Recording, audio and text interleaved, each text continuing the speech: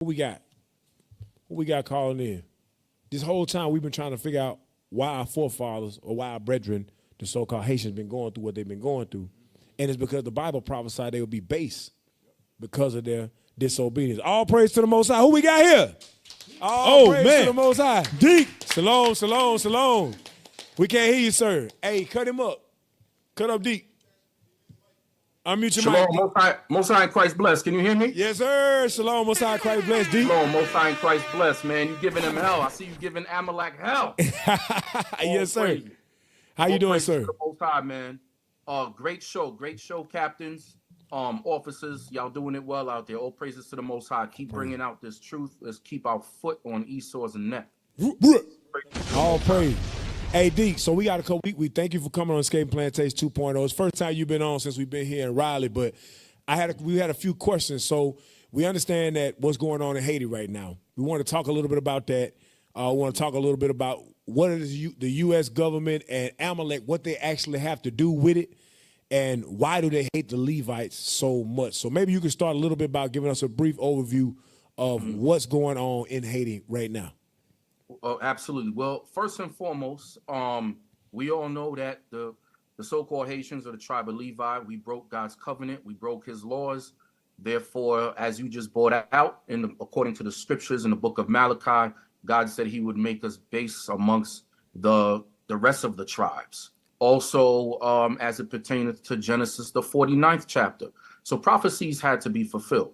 So the Most High used the French, he used Amalek, he used Esau to fulfill those prophecies. In 1804, we all know about the revolution of Haiti, spearheaded by Boukman Dutty. You had Mackendal. You had a lot of people that preceded Toussaint Louverture, but we mostly hear about Toussaint Louverture because he was the most, he had a democratic approach to his madness. You also hear about Jean-Jacques Dessalines and many other. My favorite out of all of them is Jean-Jacques Dessalines because he killed everybody. He ain't spare no one. So like you just brought out, Cap, we had to return because of the resources that was lost from France when we declared ourselves free. We had to pay them back for reparations, which is just unheard of. Right. And they have a habit of doing that. Even what they're trying to do now to many of the French colonized countries in Africa. France is well known for that. Right.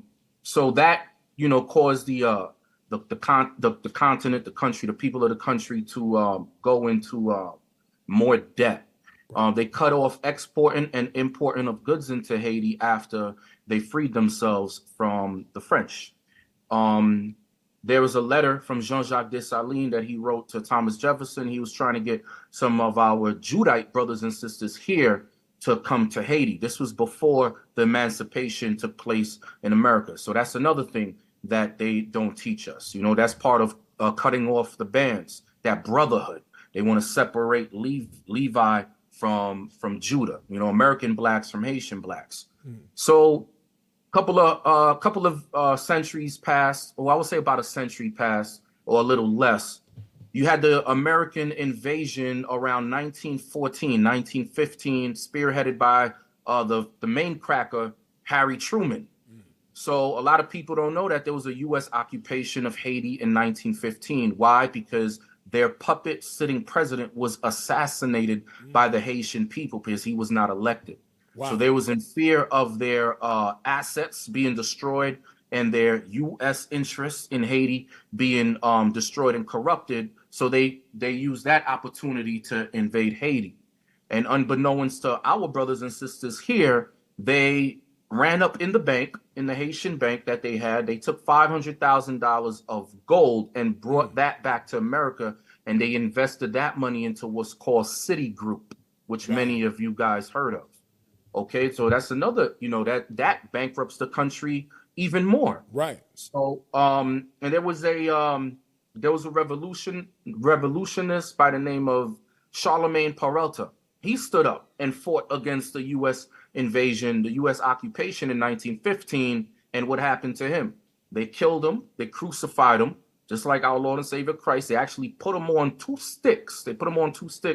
They paraded him around the town. They took pictures of him. They flew across the country and they dropped those flyers down to everybody where they could see what they did to him. Wow. That would stop the uprising of anybody else who wanted to stand up for the cause to overthrow Esau at that time. Let's fast forward.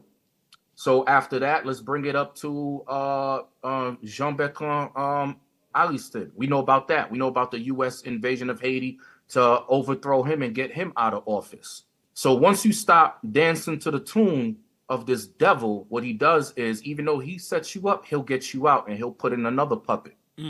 Let's fast forward. Deuteronomy, the 28th chapter, verse 48, talks about in the want of all things, food, thirst, and clothing. So Haiti at one time was produced their own rice, as far as exporting as well. So what happened? You had another cracker by the name of Bill Clinton. He stepped in and he put tariffs. He put different policies in place to where he stopped the exporting of Haitian rice. And he got his other constituents and colleagues out of Arkansas, I believe is his hometown. Right. Haiti had to import their rice. So now, as recent as February 27th, 2024, there was an article that came out. And the article, let me not misquote it, I'm gonna read it. The article stated, I'm gonna get it one second. You want us to pull it up, Deke, so everybody can see it? Yes, sir. Yes, sir. Type in, let me tell you what to type in. Okay. Hold on. Let me get this. All right. It's from Reuters article, Reuters, and it says U.S. rice exports to Haiti have unhealthy levels of arsenic, study finds. See if you could pull it up. Y'all see that, brothers? Okay, they searching it now. Yep. Yep. Wow. So before we move on, I heard you mention about Bill Clinton. Now you know Judah loved Bill Clinton. Of course. And they love him for the wrong reason. Right. Because he stuck a blunt up Monica Lewinsky's snatch and then smoked it. He was smoking weed. He got a damn blowjob, and that's why Jake loved him. We love him for all the negative things. Right, all the wickedness. That's amazing. Yep. So, here we go right here. You want to read that for you, Deke? Read that. Go ahead, read it. U.S. rice exports to Haiti have unhealthy levels of arsenic, study finds. Read on. Yes, sir. Port-au-Prince, February 23rd. U.S. rice exports to Haiti, which account for the bulk of supplies of the country's key food staple, contain unhealthy levels of arsenic and cadmium, heavy metals that can increase risk of cancer and heart disease, according to a recent study by the University of Michigan. Haiti is among the United States' top buyers of rice, alongside Mexico and Japan, and cheap imports are more affordable than local options in the Caribbean nation, the poorest state in the Western Hemisphere. Damn. Keep reading. Yes, sir. According to the study, average arsenic and cadmium concentrations were nearly twice as high in imported rice compared to Haitian-grown product, with some imported samples exceeding international limits. You could stop there. So basically, that's what the whole article covers. So not only did this devil put policies in place to stop Haiti from producing their own rice, and everybody loved Levi rice, right? So his boys in Arkansas can make money. But what else they're doing now? Now Haiti is importing poisonous rice, high levels of arsenic rice, and they have no choice but to eat it. They have no choice but to buy it. Damn. So that's what this devil is doing. Hey, there's more. Pull up the other article. Just type in, 1 second, let me get it for you. Type in 1 second. UN, this is from The Guardian, right? UN admits for first time that peacekeepers brought cholera to Haiti. Cholera, whatever they call it. Okay? UN admits for first time that peacekeepers brought cholera to Haiti. Yep, and he's supposed to be peacekeepers, Cap. Right. He's supposed to be peace, right? The words in their mouth was smoother than butter, but war was in their heart. Right. Guess what? This is biological warfare. Damn. Okay, that's a form of biological warfare. Yes, and sir. about 30,000, I believe 30,000 Haitians, probably even more, died from this outbreak, this disease, which was brought there on purpose by the peacekeepers. And they would not admit it. It took them about 8 years to finally admit it, that they were the devil that the Bible speaks of. Right. All right, you got it? Yes, sir. Read that article. UN admits for the first time that peacekeepers brought cholera to Haiti. Scroll down, brothers. There you go. The United Nations has admitted for the first time that its peacekeepers were directly responsible for bringing cholera to Haiti, bringing to an end a 6-year delay in which the world body consistently ducked responsibility for importing the disease that has potentially killed up to 30,000 people. Damn. So, the United Nations, if they had a heart, just like our brother, Stokely Carmichael, said, it's a fallacious mistake to believe that this man has a conscience. Right. So if he had a conscience, what would you do in a situation like that? You'll try to what? Help out the families that you destroyed? Right. By way of what? By way of resources, by way of financial gain, some kind of form of reparation, make things right. No. All they do, they issue apology. Bill Clinton, the devil, the Edomite devil that he is, he did the same thing. Apology. Everything is an apology. Destroy, take, rape, murder, and then apologize. Right. We don't want your damn apology, but That's the Most High is going to get back his reparations in blood. That's what the Most High is looking for. That's right. Okay. When that time comes, when Christ cracks the sky, Christ makes his second return, he is coming back, and he's coming back for blood. Because guess what? The so-called Haitians are God's chosen people. Now, I love the fact that throughout the show, you showed how the Amalekites hate all the tribes. Right. But specifically, they tried to wipe out the priestly line like you brought forth. I sent you something, Captain Gedaliah, on your Telegram. Put that up so everybody could see. Y'all got that, brothers? The 2 pages that Deacon sent? Because when Cap said the Amalekites hate Haiti, he is 100% correct. Right, let's show that images. It's an image of like 6 men, 6 families. 6 I sent it to your personal Telegram. Oh, okay, Cap. yeah. Let me. Okay, I got you. Let me pull that up. I just had the article. Yeah. On the page. So the children of Haiti, brothers and sisters, they are the Levites. After you show this, Cap, let's show the images of the books that I sent. Those 2 pages. Yes, sir. Here you go, right here, brothers. Pull this image up that Deacon sent. Because Deacon, like you said, we wanted to show specifically how they hate Levi. Because you see what's going on with our so-called Haitians, but the world don't know why it's happening. Yeah, absolutely. Absolutely. You're 100% on point. Everything we say is biblical. There you go. U.S. media will never discuss local multimillionaires and billionaires in poor Haiti who steal 80% of the wealth and align the outsiders to enslave the masses. Damn, that's ridiculous. They control. Every single family up here are Amalek, with exception to I can't see the screen for some reason. Pull it up, y'all. So we can see it. With exception, I believe he was on the top. Left. He has an Arabic name. He's the only one that is not Amalek. Abdallah? Yeah. These are rich people. Let's not even use the word rich. These are wealthy families that run Haiti. Yes, now I could see it. Sharif Abdallah is the only one. He's an Ishmaelite. Everybody else here are Syrian so-called Jews. Okay, Damn. they're Amalek. And the main one is the one at the bottom. If you could pull it up, his name is Gilbert Bijou.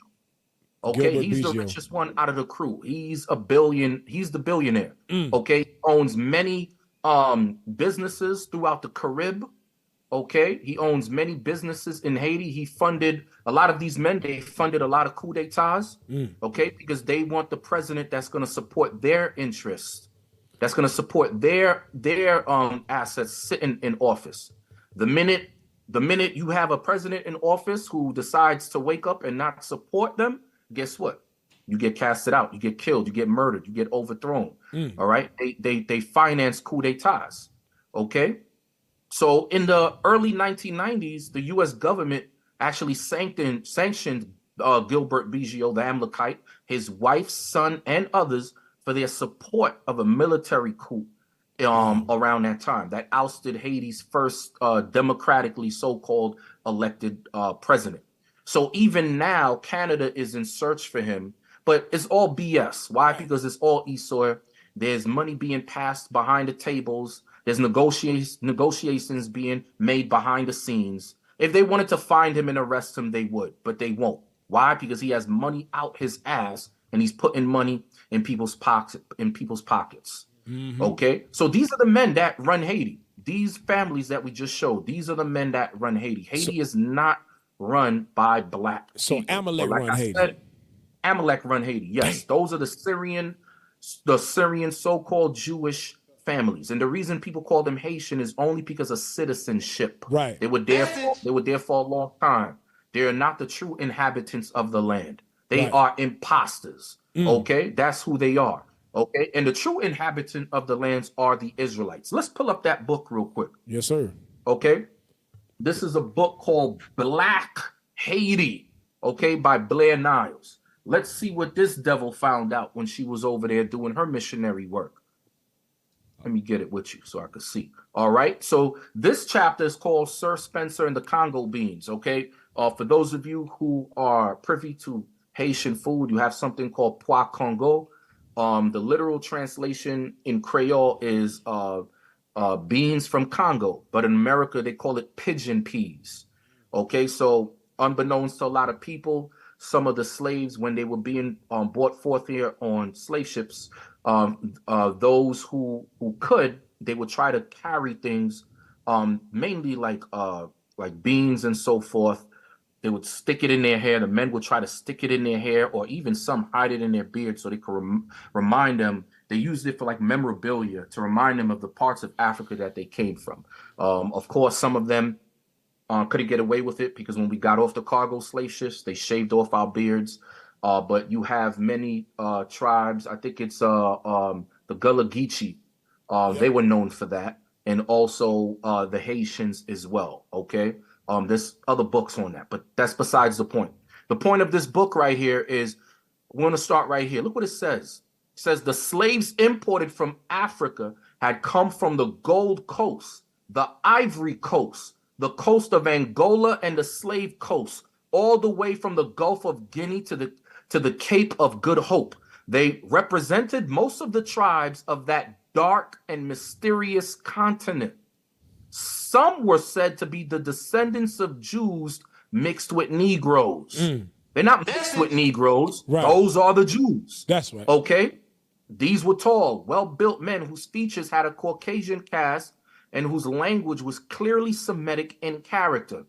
Why does it say whose feature had a Caucasian cast? Because some of our phenotypes, we have brothers with pointy noses. Not all of us got wide noses like myself. Okay, look at Captain Amaziah, for example. Okay, look at his nose. His nose is totally shaped different from ours. Why? Because all nations come out of us. We control all phenotypes. Right. Okay, but this devil, she even understood, okay, that these were descendants of Jews. Let's get the other page.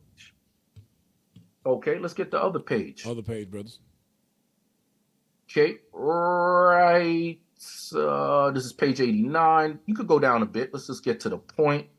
All right, right here. Since it is Mardi Gras, there are undoubtedly in the hazy stream of pedestrians eddying about the statue.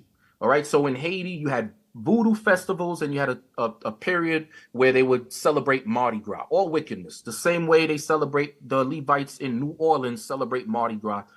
No new thing, right? Damn. The fantastic figures of masqueraders. For during the weeks preceding Ash Wednesday, why? Because a lot of them, remember, they had something called Code Noir or Black Code, same thing they had in the States. The Pope signed into legislation that the Haitian slave owners, the French, they had about 48 hours to fully convert every slave that got off the slave ship to Catholicism. So that's what we're reading about Ash Wednesday here. It says, you may come without warning upon a skeleton, a perio, more voodoo stuff, a company of old-time Haitian generals on horseback, a band of Congo savages, that's what they called them because most of them came from the Congo, a wandering Jew, Damn. A wandering Jew. Where did we hear that word from before? We read many books where they called us the wandering Jews. Right. Remember that scene in Shaka Zulu when the Edomite said, if you favor my comparison, these are the wandering Jews fleeing Shaka's sword. Okay, so they knew who our people is. The people of Haiti, you are the tribe of Levi, and it's time to wake up. It's time to wake up. Come up out of this Catholicism. Come up out of this voodoo. Come up out of this madness, brothers. Okay, and come back to the Most High. Okay? Damn. Hey, where the bombs at, man? What y'all doing, man? I need some air horns, man. They reading, them brothers back there taking, D, you got them taking notes, D. Right. The IT done fell asleep, D. They taking notes.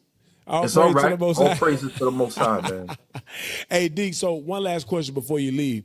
So with all the history that you brought out, what is the answer for the brothers and sisters down in Haiti? Where can they go in Scripture to find out the answer for them to be able to change their current circumstance and prepare themselves for the second coming of Christ? Because, like I said, a lot of them are still involved in voodoo, Catholicism, and various other things, and they getting jacked up behind it.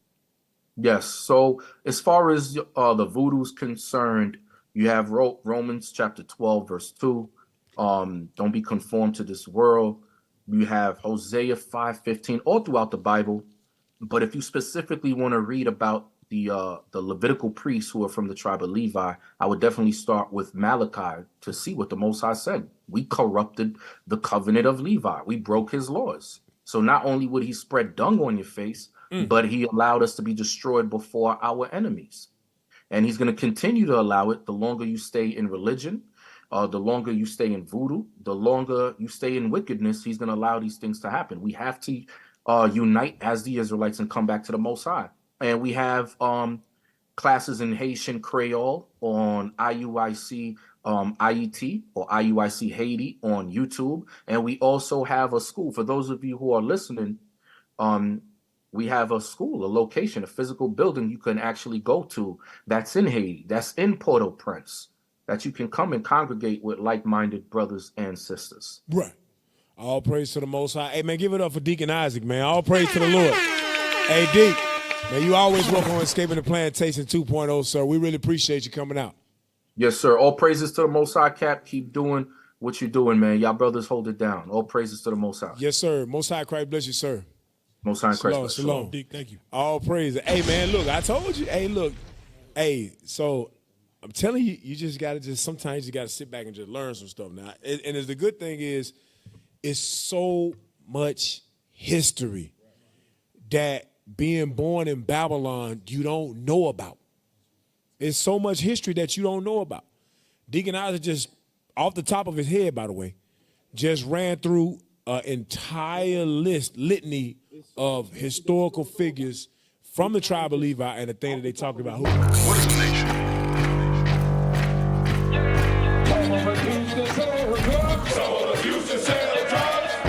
Nation is men leading by example.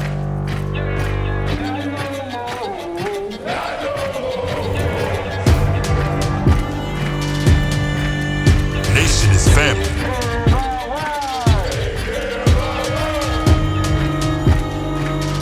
Nation is community.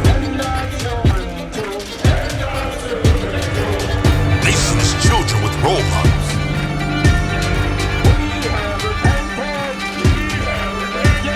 Nation is unity.